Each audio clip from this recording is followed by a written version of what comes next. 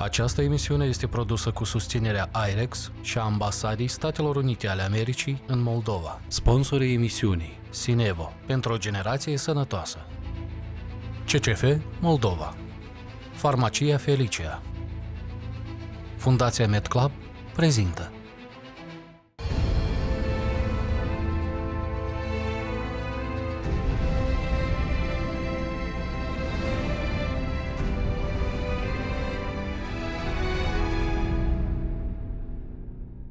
Episodul 1. Ignoranța ucide. Ți-am spus, trebuia să dormi noaptea. În auditoriu să fie liniște. În colțul stâng scriem grupa, numele și prenumele. Spus că o doare burta și eu am spus, poate a mâncat ceva stricat. Însă ea mi-a spus că nici n-a reușit să ia micul dejun. Țineți-i печально. Андрея. Это реально очень страшно. Но, к сожалению, мои предчувствия оказались реальностью. Лучше бы их не было.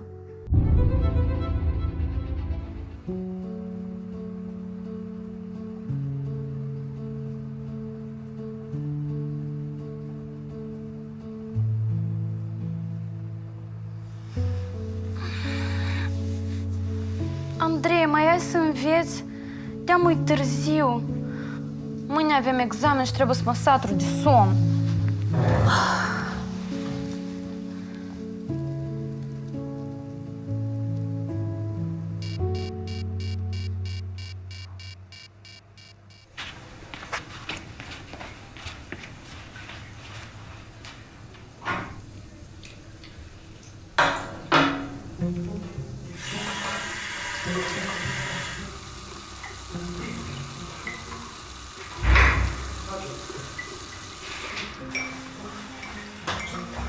Ce cu tine, Andreea, parcă n-ai dormit toată noaptea?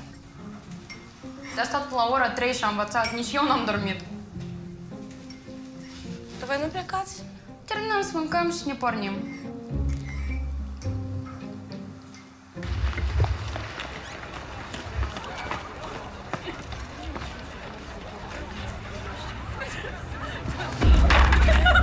Ți-am spus, trebuia să dormi noaptea.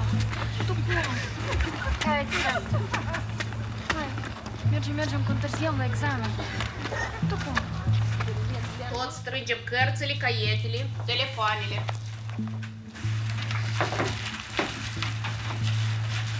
În auditoriu să fie liniște. În colțul stâng scriem grupa, numele și prenumele.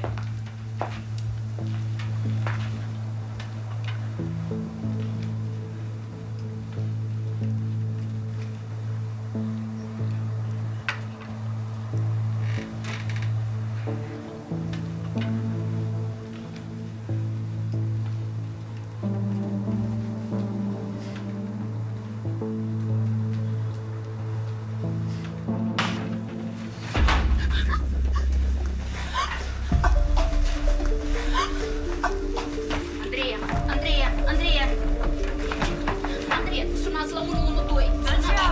Medicul, chemați medicul. Care apă, din cură trebuie. Andreea.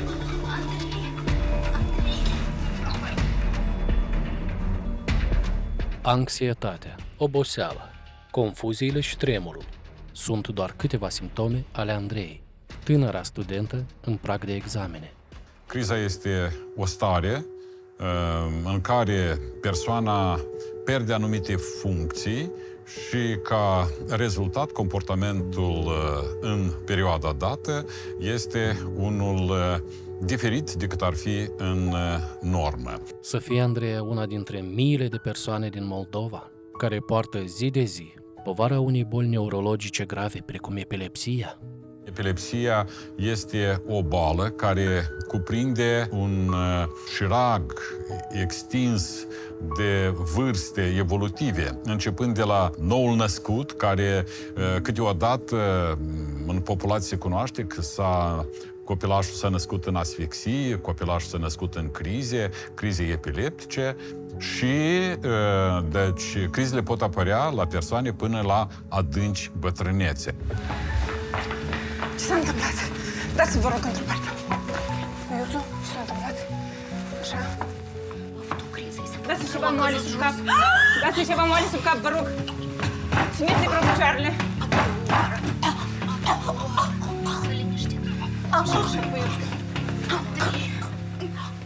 Da cine-i fetița? Andreea, studentă de Deci azi când noi mergeam la examen, ea se simțea foarte rău, era palidă și mergea și foarte încet. Eu o grăbeam mai repede la examen, totuși eram să întârziem și într-un moment ea s-a împiedicat. M-am speriat ce-i cu ea, am spus că o doare burta și eu am spus poate a mâncat ceva stricat. Însă ea mi-a spus că nici n-a reușit să ia micul dejun.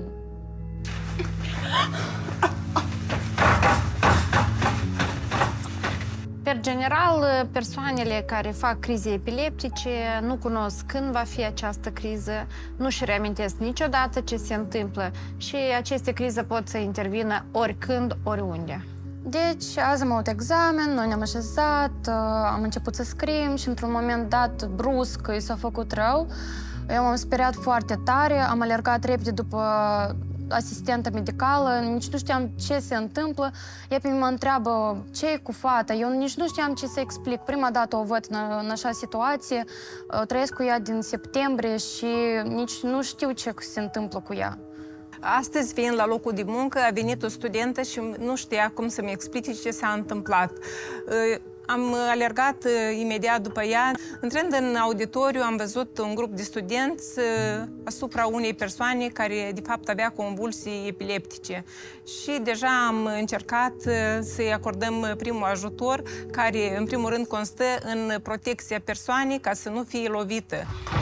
Sun la 112, cheamă ambulanța. Dați apă! Care apă? Lingură trebuie!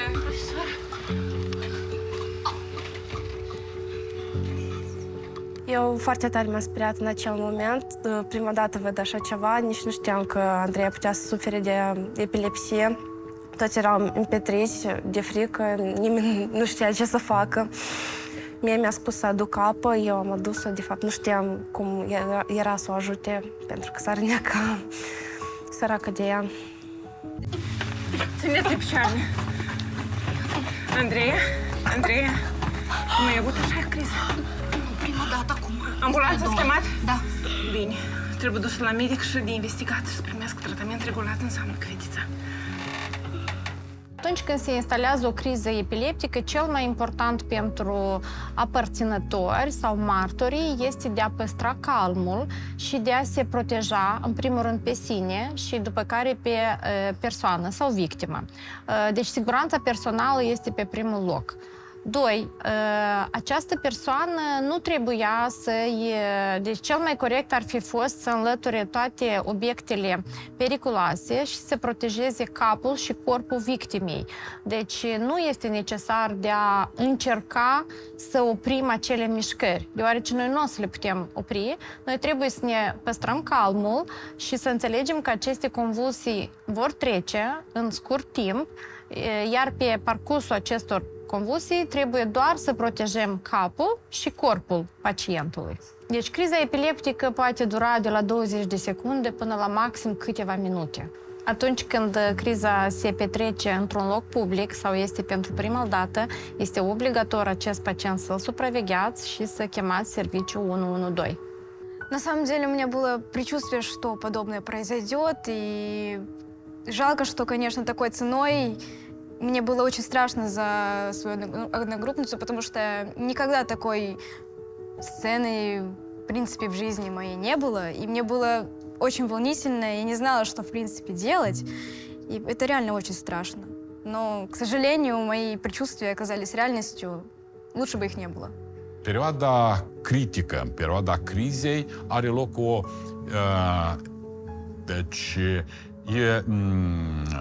eliminare abundentă de salivă. Și saliva dată necesită să fie eliminată și să nu fie ingerată, fiindcă ea poate duce la obturația, deci să astupe căile aeriene și ca rezultat apare asfixia.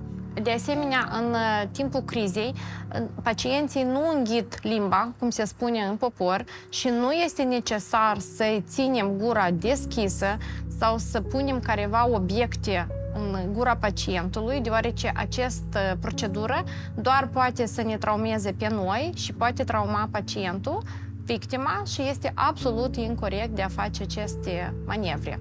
Aplicarea acelor sub unghii pot stopa crizele. Deci este o eroare completă, fiindcă avem cazuri când vin pacienții cu degete înflate, traumate și așa mai departe. Nu se necesită. Foarte frecvent, crizele epileptice sunt asociate cu mișcări musculare, sub tipul de convulsii. Nu se recomandă de a deci fixa pacientul.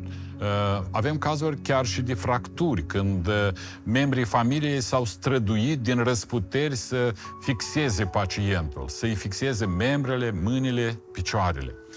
Nu este necesar și este contraindicat de a descleșta cavitatea bucală a gurii și de a extinde limba. Deci limba nu se duce nicăieri. Andreiecica Cuș, noi o să punem guler cervical. Asistentă medicală, ceva despre boala ei? Nu cunosc absolut nimic, deoarece în fișa ei scris că e sănătoasă. Adevărul este că doare atunci când un secret al tău devine public, mai ales secretul la care a contribuit și întreaga familie. Atunci când au alimentat această convingere că mai bine să ținem în secret, să nu cunoască nici rudele, nici vecinii. Se analizează foarte minuțios comportamentul pacientului. Ce înseamnă criză? Ce face pacientul în timpul crizei? Acestea sunt informații foarte necesare pentru a aprecia cu certitudine caracterul crizei, stabilirea diagnosticului și ulterior elaborarea strategiei de tratament. Doar criza, caracterul crizei, morfologia crizei, arhitectonica comportamentului pacientului joacă un rol esențial în stabilirea corectă a diagnosticului și ulterior selectarea тратаментului. А я вообще не планировал к этому экзамену готовиться. Я пришел не готовый, я хотел у нее списать. И смотрю, на середине у нее ничего не написано. Она обычно все первой пишет. Она что-то встает медленно, и вдруг она падает, и девочки вообще все в панике. Я вообще стою как копанный, и кто-то там воды, кто-то там звонит. Ужас. Ну, правда, ситуация страшная. Мне за нее очень жалко.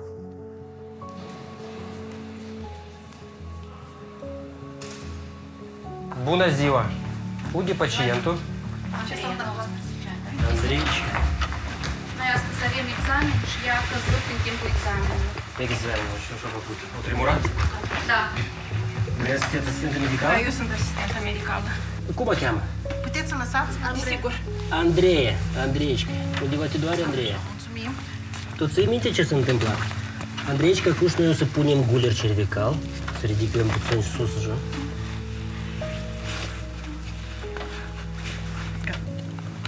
E ca așa, Andreiecica. Punem așa. Undeva ceva te doare? Mânuțele te doare? Nu? Cutie toracică așa nu te doare? Так, plăci n-are, contuzie n-are. Picioarele te doare? Nu? Este în care parte? Aici te doare?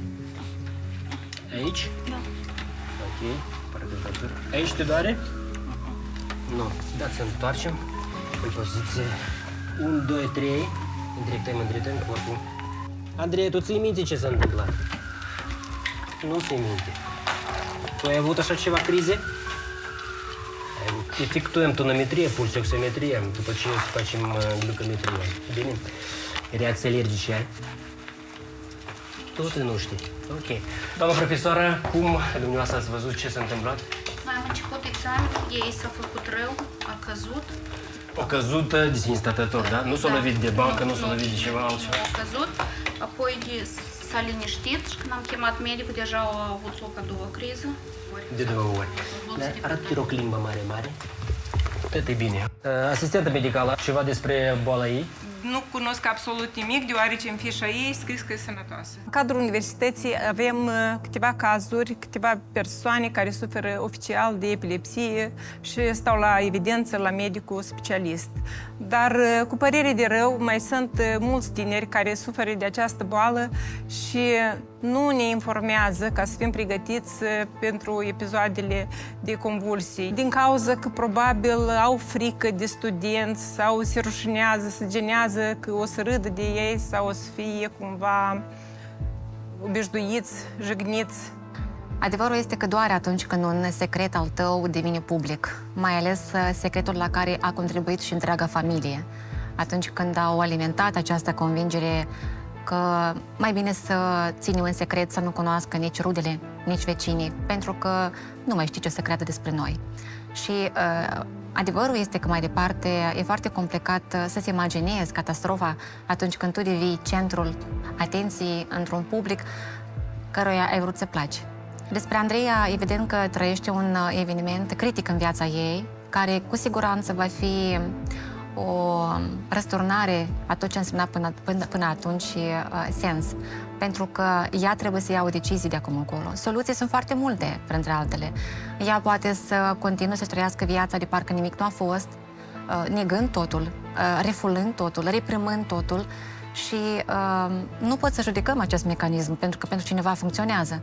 Dar cu siguranță somatizări vor fi, pentru că energia care ea adună, aceea despre faptul că nu sunt ca toți, sunt diferită, am un defect, rămâne cu ea și atunci ea nu pleacă nicăieri. Și ce face? Ea trebuie undeva să-și găsească lucrul și ea atinge cel mai sensibil organ, care este mai vulnerabil și îi face să iasă din confort, din echilibru. În practica mea am întâlnit foarte multe persoane care suferă și nu se genează de boala lor.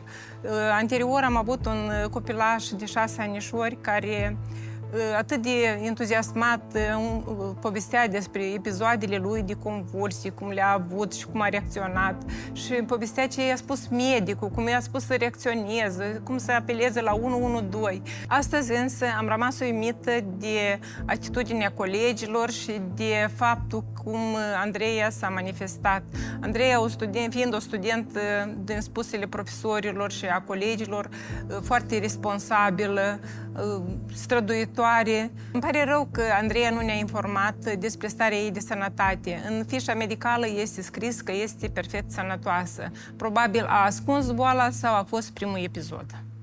Frecvența cardiacă 92, pulsul oximetrie 98, tensiunea 130 pe 85. Acordăm ajutor, efectuăm injecție de zipam intramuscular și pregătim transportarea pacientului. Pacientul se transportă la spital pentru supraveghere și pentru consultația neurologului.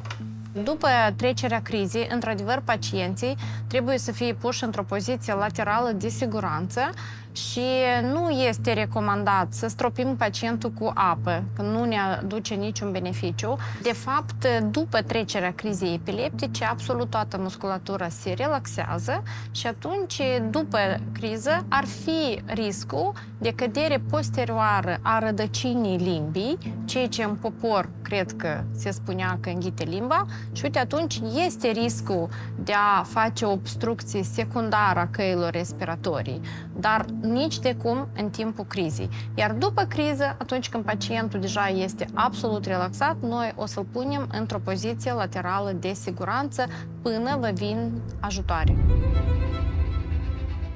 Ea e o fată straniă, dar nu e rea, e destul de bună. Pur și simplu, ea prea mult se axează pe studiu, pe învățământ și cam asta un pic mă deranjează, dar în rest e o fată foarte bună.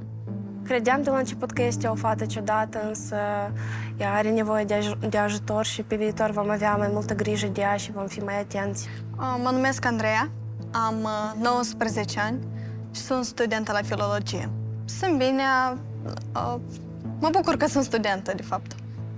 Planul e să termin universitatea la moment și după să caut un job. Nu prea țin minte multe. Țin minte doar că mi-era foarte cald și îmi tremura mâna, dar după nu prea țin minte ce s-a mai întâmplat. Boala, de fapt, s-a declanșat când eram clasa a doua. Mi-aduc aminte că veneam de la școală și o haită de câini m-au atacat. Țin minte că M-am speriat tare. După am avut foarte multe coșmaruri. Mă trezeam noaptea strigând și părinții chiar se speriau. Factorii genetici au un rol și câteodată au un rol important, dar procentul pacienților care suportă epilepsii genetic determinate este un procent mic. Toate stările patologice și retrăirile care au fost, problemele care au fost pe perioada vieții sunt necesare de a fi discutate cu medicul epileptolog, neurolog sau cu medicul de familie. Am fost dusă la medic, mama a mers cu mine, dar mi-au spus că n-au găsit nimic. Așa că am acceptat că așa este. Stabilirea unui diagnostic de epilepsie nu este o sentință nici pentru pacient, nici pentru familie. Este un diagnostic care necesită aplicarea unei strategii de tratament și unor recomandări comportamentale. Durata tratamentului unui pacient la care s-a stabilit diagnosticul de epilepsie durează nu mai puțin de 5 ani. Dar tratamentul se efectuează sub supravegherea specialistului neurolog-epileptolog. Am aflat mai târziu ce am, de fapt. Chiar singur, căutând în cărți. Odată cu vârsta am înțeles cum totul funcționează, de fapt. Și am încercat să controlez. Cel mai des era acasă. Am avut un caz când, chiar seara înainte de culcare, am avut o convulsie, eram obosită. Știu că de 2 ori am pățit la Bunei, însă pe stradă sau la școală nu. N-am luat pastile, n-am făcut tratament. În primul rând, nici măcar n-aveam să știm de unde să luăm tratament, ce tratament să avem. Mai ales că în sat nimeni nu știe ce e asta. N-am niciun act medical care să dovedească că am epilepsie. Nu pot spune că mă bucură, de fapt, deloc.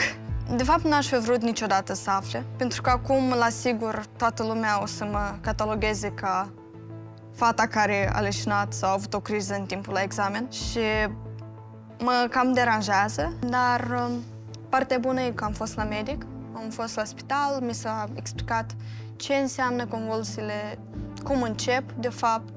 Chiar și așa mi-am dat seama că anume câinii a fost motivul principal și deja le voi controla mai bine, oamenii o să fie mai siguri, o să știu eu cel puțin cum să reacționez și părinților pot să le explic. Nu o să mai am așa crize periculoase și mi s-a luat o piatră de pe inimă. Mă bucur enorm de mult pentru eroina noastră, care și-a găsit răspunsurile la întrebarea care o are ea. Da, este recomandabil ca noi să învățăm să cerem ajutor. Prin asta nu ne lezăm personalitatea sau reputația, dimpotrivă, demonstrăm curaj în a fi vulnerabili. Și asta e o artă cu adevărat care ar fi bine să învețe fiecare părinte atunci când are pui în fața lor și să cultiveze, să educe. A cere ajutor de la oameni competenți, cu adevărat, e o necesitate, e o nevoie la fel ca și respirația. Și chiar acel moment critic în viața eroinii noastre, cu siguranță a fost o întâmplare oportună care a schimbat tot parcursul vieții ei și chiar probabil și personalitatea ei. Pentru că, da, boala ne determină la un moment dat șlefuiri în caracter, fără să vrem asta. Suferința topește inimi, făcându-le mai bune, mai deschise sau, dimpotrivă, le împietrește, izolându-ne de viață.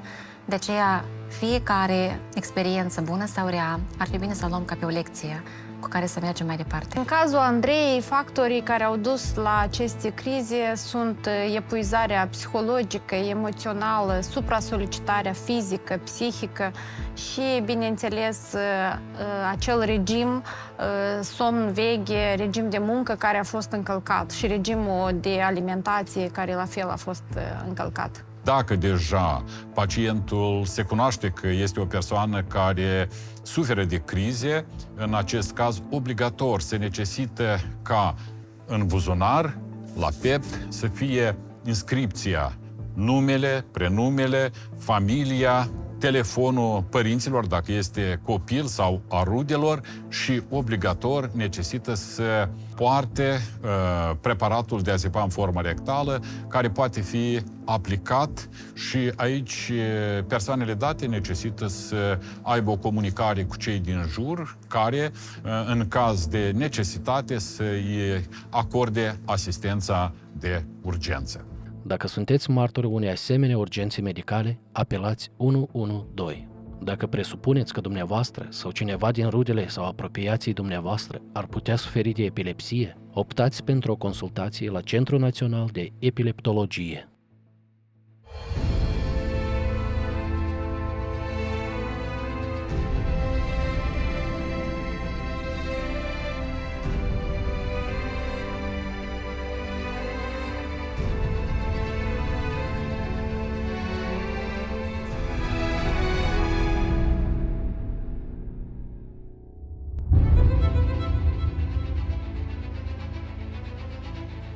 Sponsorii emisiunii: Sinevo, pentru o generație sănătoasă.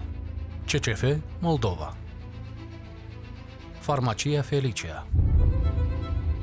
Această emisiune este produsă cu susținerea IREX și a Ambasadei Statelor Unite ale Americii în Moldova.